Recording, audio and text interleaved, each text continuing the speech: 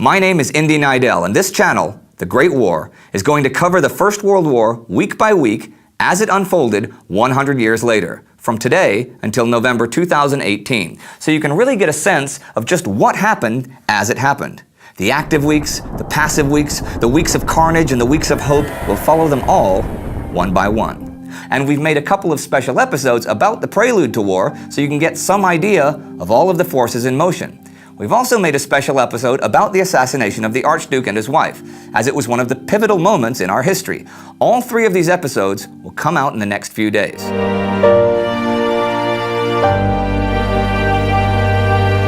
100 years ago today, on July 28, 1914, the Empire of Austria-Hungary declared war on the Kingdom of Serbia. Now, as you are probably aware, this snowballed within days into the First World War. Now, people often talk about the blank check, when Kaiser Wilhelm said on July 5, 1914, that he would unconditionally support Austria in whatever actions she took against Serbia. And this is seen as the main argument for Germany's responsibility for the war. But this is a little too simple. In the days following the assassination of the Austrian Archduke Franz Ferdinand in Sarajevo by the Serb Gavrilo Princip, there were anti-Serbian riots and demonstrations in much of Bosnia, and official dispatches to Vienna that there was Serbian complicity in the plot. But general European reactions to the killings were quite mild. Austria, however, had big ideas, many of them coming from Army Chief of Staff Konrad von Hotzendorf, and I love that name. Konrad was a vehement imperialist for Austria and Austrian greatness. He's also been described as being, quote, the most dangerous kind of officer, both stupid and intensely energetic. There you have it. In fact, in the year and a half before today, 1914, he asked his government to go to war no less than 26 times, and it's very important to note here that his main counterweight, the man who repeatedly urged Emperor Franz Joseph against war with Russia or war with Serbia not to listen to Konrad, was Archduke Franz Ferdinand, now deceased. The assassination was, to Konrad, a heaven-sent means to curb Serbian power and ambition. Now, to understand the next few weeks, we really need to look a bit at both Germany and Russia. In 1912, the Kaiser had told Army Chief of Staff von Moltke and Grand Admiral von Tirpitz that, quote, Austria had to act vigorously against the foreign Slavs. If Russia were to support the Serbs, war would be inevitable for us. Although we think of pre-war Russia today as a backwater, this was not really the case. Russia had become the world's fourth largest economy by 1914. Okay, shortage of money had always meant before that she had never been able to build and equip her army like the Germans could, but more importantly, her railways. By 1914, though, Russian currency was on the gold standard, and the railroads were booming, and Russia would be able to easily and quickly defend her borders in only a few years. Now this was a big fear in the German high command, since Russia obviously had the manpower advantage. Once her railways were a match for Germany, well, German Chancellor von Bethmann-Hollweg's diary from July 7th tells us these thoughts, that Russia had become a nightmare, and that the German generals say there must be a war before it was too late. By 1917, Germany has no hope, so better 1914. As an aside here, this was the opinion of the generals and some government leaders, but it was not the opinion of the German people at large. You see, Germany had the largest population of socialists in Europe, and they and others comprised a big anti-war segment of society. So the Kaiser wrote on June 30th, the Serbs must be disposed of, and right soon.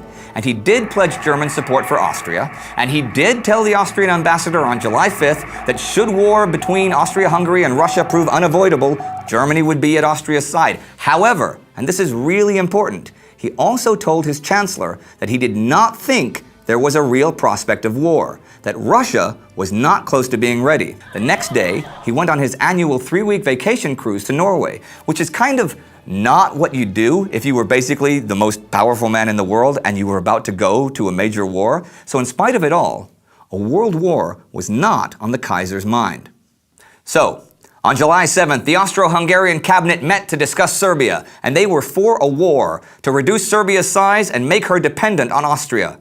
On July 13th, a secret report reached Vienna from Sarajevo that there was zero evidence the Serbian government had anything to do with the assassination. Now, this didn't really change anything, but this did. Franz Joseph finally became convinced that Austria could take action against Serbia without any other powers interfering, so he agreed to issue an ultimatum.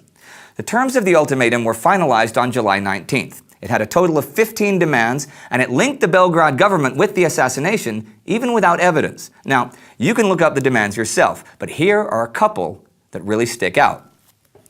The Serbian government must condemn anti-Austrian propaganda and punish anyone who made or distributed it. And the big one, Austrian officials would participate in the judicial process in Serbia. Yep, they would be in charge of justice in another country. Now, as you may guess, this ultimatum was designed to be rejected. It was sent on July 23rd with 48 hours for Serbia to agree to it. 6 p.m. on July 25th, Serbia answered the ultimatum. She agreed that anti-Austrian propagandists would be punished and subversive movements suppressed, and actually agreed to almost everything else. But as to Austria participating in the judicial process within Serbia, Serbia simply asked that this demand be submitted to the tribunal in The Hague. Now, everybody except Austria thought this response was just fine, but Austria was determined to go to war. Actually, Russia suggested 2 days later that negotiations between her and Vienna should be opened to try and sort things out. This was refused. A British attempt the same day to talk Germany into having a four-power conference to also try to sort things out was rejected as well. And you know what? Here's something that happened then that remained secret until after the war. On July 28th, 100 years ago today, Kaiser Wilhelm finally read the full text of the Austrian ultimatum and Serbia's response, and he could see no reason at all for Austria to declare war.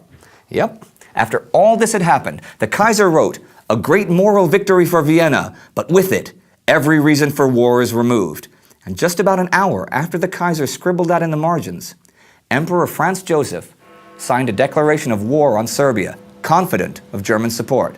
And that declaration would turn out to be the death warrant of his own empire.